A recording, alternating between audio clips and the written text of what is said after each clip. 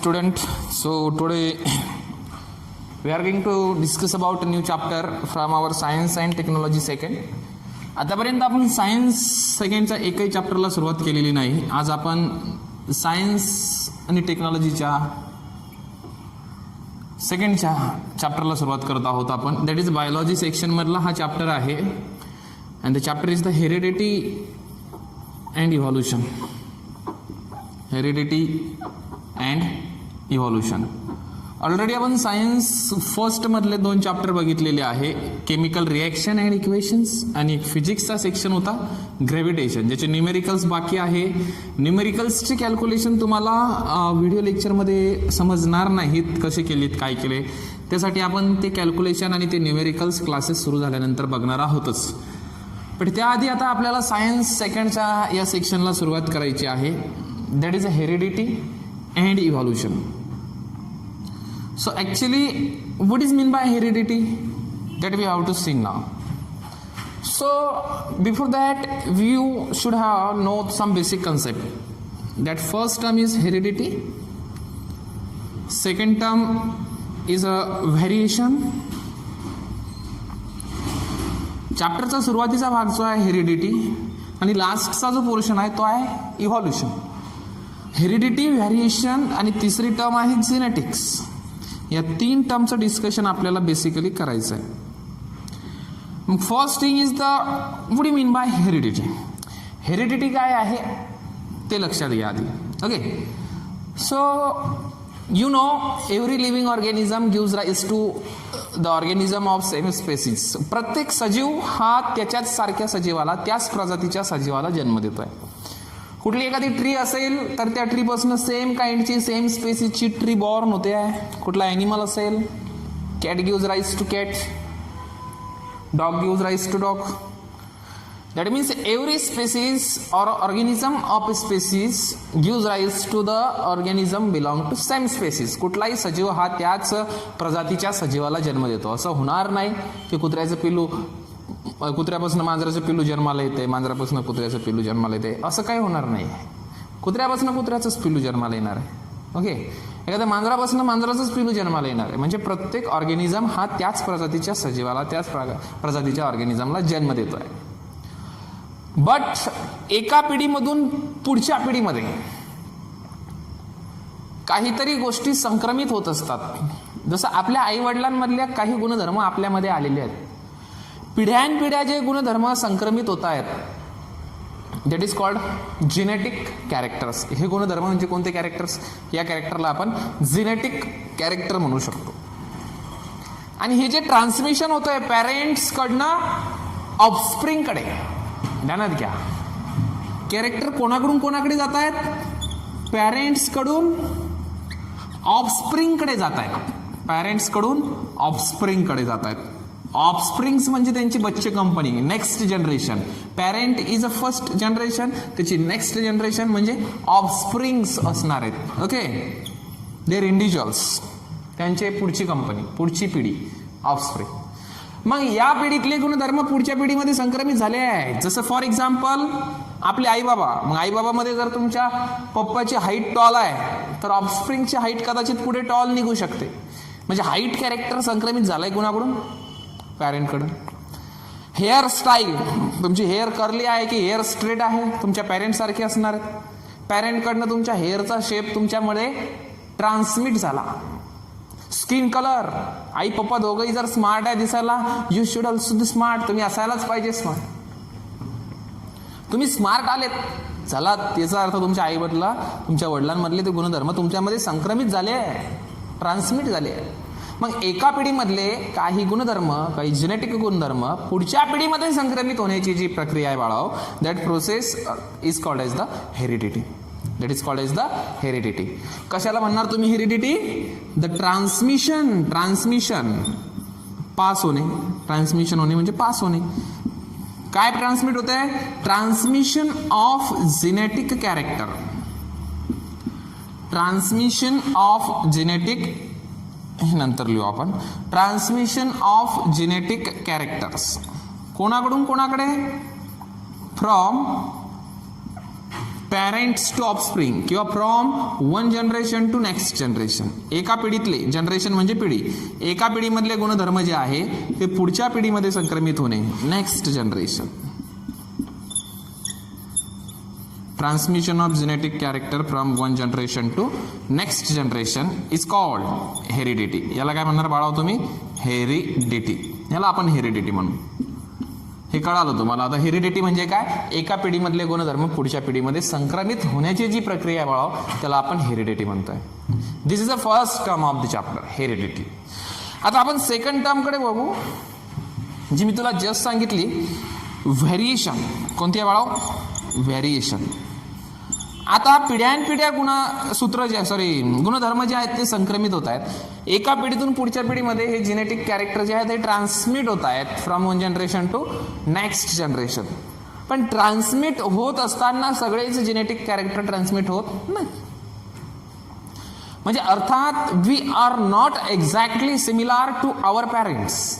आपण आपल्या पॅरेंट्स सारखे एक्झॅक्टली सिमिलर नाहीये. त्यांच्यामध्ये आपल्यामध्ये काहीतरी डिफरन्सेस आहे.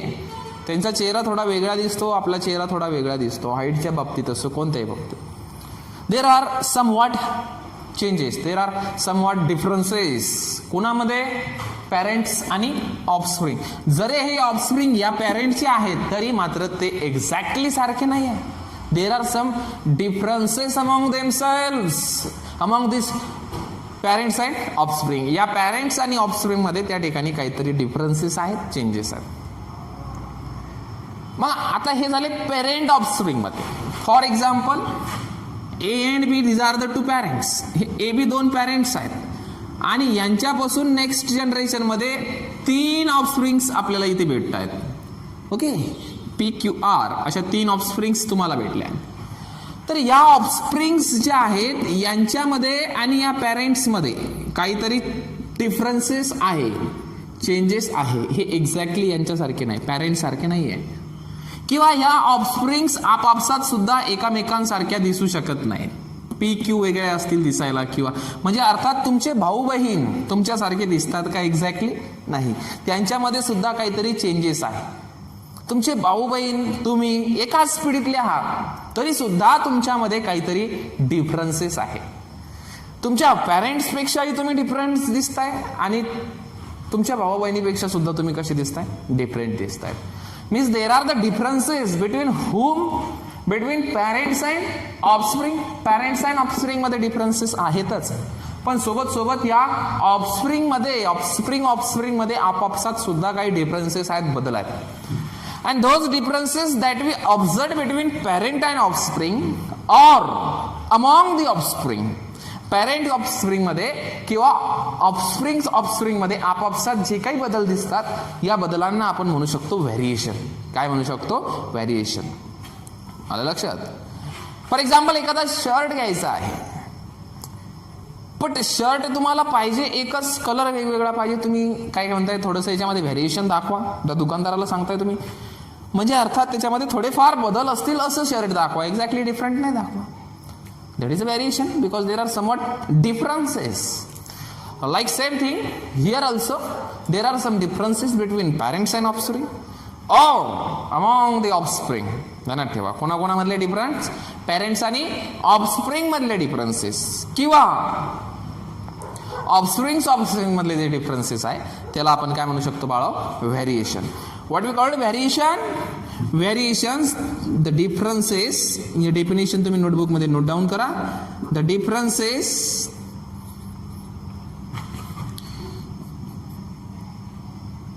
that seen, the differences that seen between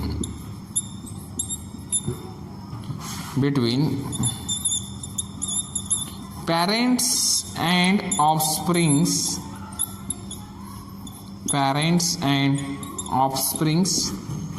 or among the offsprings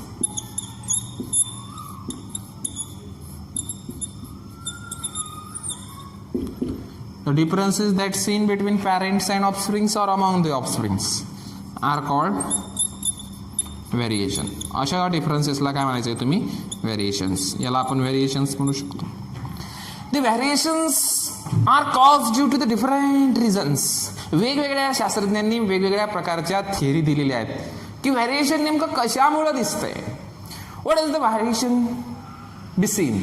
variation का दिसू शकतं यासाठी इव्हॉल्युशनमध्ये तुम्हाला पुढे 11वी 12वीमध्ये खूप साऱ्या थिअरीज आहेत ज्या 10th मध्ये नाही आहे. खूप वेळ लागेल आपल्याला त्या घ्यायला. व्हेरिएशनसाठी वेगवेगळ्या थिअरीज आहेत. त्यापैकी मी एक थिअरी जी तुम्हाला 10th मध्ये सांगितलेली आहे त्याच्याबद्दल थोडंसं बोलतोय. एका शास्त्रज्ञाने ज्याचं नाव आहे ह्युगो डी व्हॅरिस. या ह्युगो डी व्हॅरिस नावाच्या शास्त्रज्ञाने सायंटिस्टने एक थिअरी एक्सप्लेन केली. काय नाव त्याचं? Hugo de Vries. ओके. ही person first time explain the theory related to variation and it is the mutational theory of variation. कोणती थिअरी आहे ती? Mutational theory of variation. मग आता म्युटेशन म्हणजे काय? Mutational theory of variation. Mutation या शब्दाचा अर्थ काय? Mutations means sudden changes. एखाद्या पिढीमध्ये जर अचानकपणे बदल दिसत असतील, काही डिफरन्सेस दिसत असतील, अचानकपणे काही चेंजेस घडून येत असतील, दॅट इज कॉल्ड एज. अचानकपणे घडलेले बदल पिढ्यानपिढ्या संक्रमित होत असताना काहीतरी नवीन कॅरेक्टर तुम्हाला जर ऑब्झर्व होत असतील, दिसत असतील पिढीमध्ये, that changes, sudden changes are called as the mutation. आणि असे अचानकपणे काहीतरी बदल होतात म्हणून व्हॅरिएशन दिसतं, असं कोण म्हणाला होता? Hugo de Vries. And this theory is a mutational theory of evolution किंवा म्युटेशनल थेअरी ऑफ व्हेरिएशन. असं आपल्याला याच्याशी जास्त डिस्कशन करायचं नाही आहे. It is just for your information की काय व्हॅरिएशनसाठी बरेच कारणं आहेत. बऱ्याच थिअरीमध्ये बऱ्याच सायंटिस्टने ते एक्सप्लेन करून दिलेले आहेत की there are different reasons for the variation. हे बदल होण्यासाठी पॅरेंट्स आणि ऑफस्प्रिंग मधले बदल किंवा ऑफस्प्रिंग मधले जे बदल आहे ह्या बदलासाठी वेगवेगळ्या प्रकारचे रिझन्स रिस्पॉन्सिबल आहे. But third definition is most important. Genetics. याच्यानंतरची एक डेफिनेशन आहे बाळाओ. कोणती? जिनेटिक्स, ज्याला आपण अनुवांशिकता म्हणतो. जिनेटिक्स, अनुवांशिक. तर ही जिनेटिक्स ही जी टर्म आहे, ही टर्म फर्स्ट टाइम ज्याने कॉइन केली तो सायंटिस्ट जो होता that is a Bateson. Was that? Bateson. तो बॅटसन होता ज्याने सगळ्यात आधी ही टर्म फाइंड आउट केली, कॉइन केली. But the father of genetics is a different person. Why? लक्षात या. आता मी काय सांगतोय, जिनेटिक्स म्हणजे काय ते आधी लक्षात या. Genetics is a branch of biology. ही बायोलॉजीची एक शाखा आहे, ब्रांच आहे की ज्याच्यामध्ये हेरिडिटी आणि व्हेरिएशन या दोन्ही गोष्टीचा स्टडी केला जातो. काय म्हटलं मी? It is a branch of biology. हे genetics is a branch of biology which deals with study of heredity and variation. Heredity आणि व्हेरिएशनचा स्टडी करणारी जी ब्रांच आहे बायोलॉजीची बेटा हो, त्याला काय म्हणायचं आहे? Genetics. And this term was coined by Bateson. ही जिनेटिक्सची टर्म कोणी कॉइंड केली? बॅटसनने जरी शोधून काढली तरी सुद्धा याचा फादर जो आहे, या ब्रांचचा जो पिता आहे, या शाखेचा जो पिता आहे, अनुवांशिक या शाखेचा पिता, तो कोण आहे? तर त्याचं नाव आहे Gregor Mendel. Gregor John Mendel असं त्या शास्त्रज्ञाचं नाव आहे. This Mendel is a father of genetics. तुम्ही म्हणसाल टर्म तर या बॅटसनने शोधून काढली आणि हा कसा आहे father of genetics? Experimentation related to genetics. जिनेटिक्सचे जे जे एक्सपेरिमेंट आहेत, प्रयोग आहेत, हे जिनेटिक्सचे एक्सपेरिमेंटल प्रूफ मेंडेल नावाच्या शास्त्रज्ञाने दिले. अँड त्याने दिले आहेत एक्सपेरिमेंटल प्रूफ म्हणून त्याला म्हटलं जातं फादर ऑफ जिनेटिक्स. मेंडेल ही person called as the father of genetics. या व्यक्तीला आपण जेनेटिक्सचा फादर म्हणू शकतो. आणि जेनेटिक्सची डेफिनेशन काय सांगितली मी?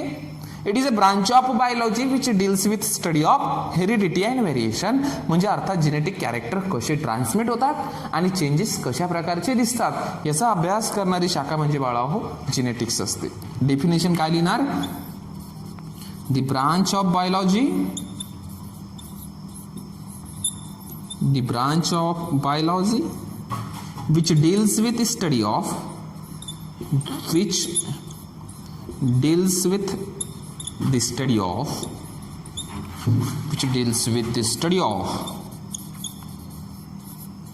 heredity and variation. Heredity and variation is called genetics. Heredity व्हेरिएशनचा स्टडी करणारी जी ब्रांच आहे बाळाओ, दॅट वी कॉल्ड जिनेटिक्स. त्याला आपण काय म्हणणार आहोत? जिनेटिक्स म्हणणार. These are the basic term for the introduction of the chapter. या चॅप्टरच्या इंट्रोडक्शन साठीच्या या बेसिक टर्म आहे. एक स्क्रीनशॉट काढून घ्या आणि नोटबुक मध्ये नोट डाऊन करून ठेवा. आता याच्या नंतरच्या सेक्शनला आपण सुरुवात करत आहोत. बघा,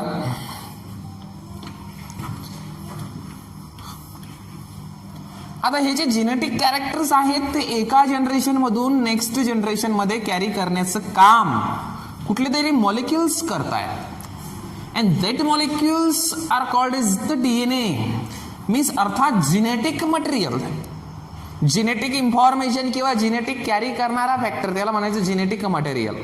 मग हे नेमकं जेनेटिक मटेरियल कोणतं आहे? कारण आपल्या बॉडीमध्ये तर खूप सारे घटक आहे, प्रोटीन आहे, कार्बोहायड्रेट्स आहे, फॅट्स आहे. कोणत्या गोष्टीद्वारा हे जेनेटिक कॅरेक्टर एका पिढीतून पुढच्या पिढीमध्ये संक्रमित होतात? तर that is the DNA. Okay, our chromosomes are made up of DNA. तुम्ही क्रोमोझोम हा शब्द ऐकलेला आहे. पुढे आपल्याला त्याच्याबद्दल डिस्कशन करायचं आहे, एक्झॅक्टली कुठे आहे ते क्रोमोझोम वगैरे. त्याबद्दल मी तुम्हाला जस्ट थोडंसं इंट्रोडक्शन इथे सांगतो आणि नंतर मग मी तुम्हाला ती थोडीशी कन्सेप्ट क्लिअर करून देतो. बघा, आज आपण इंट्रोडक्शन घेतो या चॅप्टरचं फर्स्ट लेक्चरमध्ये. आता कुठल्याही ऑर्गॅनिझमची ही सेल, तुमची आमची फॉर एक्झाम्पल ही सेल आहे, आपल्या बॉडीमधली कुठली तरी एक सेल आहे आणि यातला हा basic cell organism that is our nucleus. आणि या न्यूक्लियस मध्ये क्रोमोझोम्स आहेत. काय बाळा याच्यामध्ये? क्रोमोझोम्स. न्यूक्लियस मध्ये काय आहे? क्रोमोझोम्स देण्यात या. Inside the nucleus there are the chromosomes, and depending on the number of sets of chromosome there are two types of cells. Cells दोन प्रकारचे आहेत. Haploid cells, it is indicated by small n, and diploid cells, diploid cells, it is indicated by twice n. आता आपल्या ज्या सेलमध्ये 46 chromosome आहे, आपल्या almost body सेलमध्ये किती क्रोमोझोम आहेत? प्रत्येक सेलमध्ये, बॉडीमध्ये नाही, बॉडीच्या प्रत्येक सेलमध्ये किती क्रोमोझोम आहे? 46. म्हणजे अर्थात 23 चे दोन सेट आहेत. किती सेट आहेत क्रोमोझोमचे? 23. 23 pairs of chromosomes are present in each of the cell of our body. And अशा ज्या सेल आहेत ज्याच्यामध्ये क्रोमोझोमचे दोन सेट आहे, एका सेटमध्ये किती आहे? 23. दुसऱ्या सेटमध्ये 23. म्हणजे किती सेट आहेत? दोन सेट आहेत. ती सेल कोणती? डिप्लॉइड. पण आपले जे गॅमेट्स आहेत, गॅमेट्स की ज्याच्यापासून नवीन जनरेशन फॉर्म होणार आहे, मेलमध्ये स्पर्म आणि फिमेलमध्ये ओव्हम. तर या स्पर्म आणि ओव्हम ह्या अशा सेल आहेत की ज्याच्यामध्ये क्रोमोझोमचा फक्त एकच सेट आहे. स्पर्म मध्ये 23 क्रोमोझोमच असतात, पेअर नसतात क्रोमोझोमच्या. ओव्हम मध्ये 23 क्रोमोझोमच आहेत, पेअर नाहीये क्रोमोझोमच्या. एकच सेट आहे 23चा, एकच संच आहे. क्रोमोझोम जर 23च आहे त्या सेलमध्ये, तर त्या सेलला काय म्हणणार तुम्ही? Haploid cell. The cell that consist of only one set of chromosome, it is called as the haploid cells. And the cells that having two sets of chromosome, ज्या सेल मध्ये क्रोमोझोमचे दोन सेट आहेत, that cells are called as the diploid cells. त्या सेलला काय म्हणायचं आहे? Diploid sale. Chromosome असतात कुठे? त्या सेलच्या न्यूक्लियस मध्ये क्रोमोझोम आहेत. and these chromosomes consist of DNA. हे क्रोमोझोम कशापासून बनलेले आहे? डीएनए पासून बनलेले आहे. each chromosome is made up of one DNA. प्रत्येक क्रोमोझोम हा डीएनए पासून बनलेला आहे. DNA is a long thread of nucleic acid. आपण डीएनएचं स्ट्रक्चर बघणार आहोत. फक्त एवढं ध्यानात असू द्या की इथे क्रोमोझोम आहे आणि क्रोमोझोम कशापासून बनलेले आहे? डीएनए पासून. अर्थात हे क्रोमोझोम जे आहेत, हे गॅमेट्स मधले जे क्रोमोझोम आहेत, यातले 23 यातले 23 हे एकत्र येत आहेत. म्हणजेच अर्थात ते जेनेटिक कॅरेक्टर कुणामुळे एकत्र येत आहेत?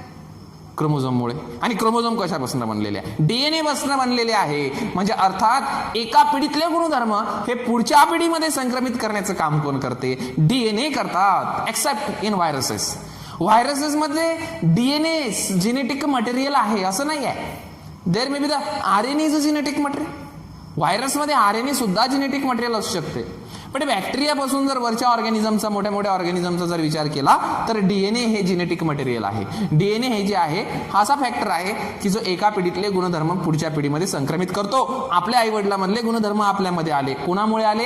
DNA मुळे आले. आणि एक्सपेरिमेंटली हे जे प्रूव्ह केलेलं आहे, DNA is a genetic material that was first time prove by 3 scientist. 3 शास्त्रज्ञांनी हे फर्स्ट टाइम एक्सप्लेन केलं. दॅट इज ॲव्हेरी, दुसरा आहे मॅक्लिओड आणि तिसरा आहे McCarty. Okay, Avery, MacLeod and McCarty. These are the 3 scientist. Avery, MacLeod and McCarthy first time given that DNA is genetic material in the organism except viruses. हे ध्यानात ठेवा, हे नका ध्यानात ठेवू कोणी सांगितलं, आणि हे ध्यानात ठेवा की सजीवामध्ये जेनेटिक मटेरियल कोणता? DNA. पण DNA हे जेनेटिक मटेरियल कोणात नसू शकतं?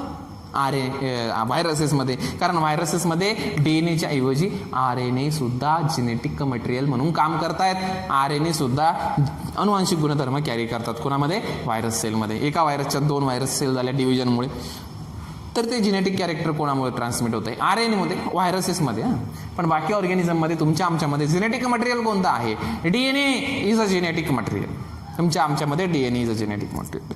आणि DNAचं स्ट्रक्चर जे आहे बेटा ते तुम्ही 9th स्टँडर्डमध्ये डिस्कस केलेलं आहे की DNA काय आहे, कसं आहे, हे तुम्ही 9व्या वर्गामध्ये शिकलेले आहे. तरी सुद्धा तुम्हाला आता 10th मध्ये फर्स्ट पेजवरच तुम्हाला क्वेश्चन आहे, explain the structure of DNA. Okay, मग स्ट्रक्चर जर तुम्हाला DNAचं एक्सप्लेन करायचं आहे तर it is on the base of Watson and Crick model. Okay, 2 शास्त्रज्ञांनी हे स्ट्रक्चर सांगितलं होतं. कोणी? Watson and Crick model of DNA. बघा, क्वेश्चन तुम्हाला एक्झाम मध्ये विचारू शकतात, explain the structure of DNA, किंवा असंही विचारू शकतात, explain the Watson and Crick model of DNA, किंवा explain the double helical structure of DNA. त्यालाच काय म्हटलं मी? Double helical structure. कुणाचं? DNAचं. 3 प्रकारे क्वेश्चन विचारू शकतात. सिम्पली तुम्हाला म्हणू शकतात explain the structure of DNA, किंवा तुम्हाला म्हणू शकतात explain the Watson and Crick model of DNA, किंवा असंही विचारू शकतात explain the double helical model of DNA किंवा double helical structure of DNA. कसाही क्वेश्चन विचारला आन्सर एकच, तुम्हाला तिथे एक्सप्लेन करावं लागेल स्ट्रक्चर ऑफ DNA. DNAचं स्ट्रक्चर तुम्हाला त्या ठिकाणी एक्सप्लेन करावं लागेल, की जे आज आपण एक्सप्लेन करणार नाही आहोत. ओके, आजच्या या इंट्रोडक्टरी पार्टमध्ये आपण काय बघितलं? हेरिडिटी म्हणजे काय ते बघितलं, व्हेरिएशन म्हणजे काय ते बघितलं, जेनेटिक्स म्हणजे काय ते बघितलं. Heredity is a transmission of genetic character from 1 generation to next. Heredity काय आहे? जेनेटिक कॅरेक्टर एका जनरेशन मधून नेक्स्ट जनरेशन मध्ये ट्रान्समिट होणे, त्याला आपण हेरिडिटी म्हणतो. पॅरेंट्स ऑफस्प्रिंग मध्ये किंवा अमॉंग द ऑफस्प्रिंग जे चेंजेस आहेत त्याला आपण व्हेरिएशन म्हणतोय. The changes, that differences which can be seen between parents and offspring or among the offspring, such differences are called as the variation.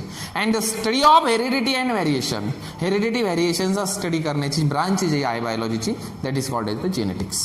Okay, आणि दुसरी महत्वाची एक टर्म सांगितली मी की DNA is a genetic material, की genetic character transmit होते. ते हेरिडिटीसाठी रिस्पॉन्सिबल फॅक्टर कोणता? DNA आहे. आणि कुठे असतात DNA are found in the form of chromosome. DNA हे क्रोमोझोमच्या स्वरूपामध्ये आहे. क्रोमोझोम म्हणजे DNA आहे. फक्त हा DNA जो आहे हा घट्टपणे वाउंड करून ठेवलेला आहे एका ठिकाणी, मग क्रोमोझोम तयार झाले. ते कसं आपण उद्या बघणार आहोत की नेमकं क्रोमोझोम आणि DNA मध्ये काय नातं आहे. पण DNA जे आहेत एका पिढीतले अनुवांशिक गुणधर्म पुढच्या पिढीमध्ये संक्रमित करतायत. This DNA can carry the genetic information, genetic characters from 1 generation to next generation. एका जनरेशन मधले जेनेटिक कॅरेक्टर नेक्स्ट जनरेशन मध्ये कॅरी करण्याचं काम DNA करतायत. हे पहिले कोणी सांगितलं? एव्हेरी, मॅक्लिओड अँड मॅककार्थी नावाच्या 3 शास्त्रज्ञांनी सांगितलं. व्हायरसेसमध्ये मात्र RNA सुद्धा जेनेटिक मटेरियल असू शकतात. तर DNA काय आहे आणि RNAचं स्ट्रक्चर काय आहे ते उद्याच्या आपण मेन पहिल्या लेक्चरमध्ये बघणार आहोत. आजचं इंट्रोडक्टरी लेक्चर आपण इथंच थांबू. Okay, thank you.